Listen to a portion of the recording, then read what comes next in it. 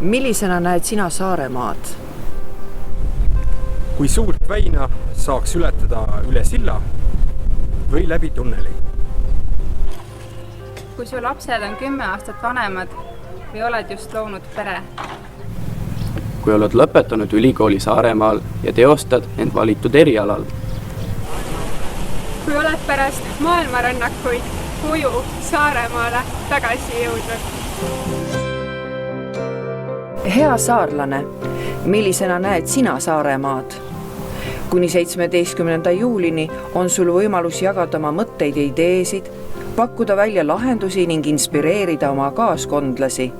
Tule ütle julgelt sõna sekka.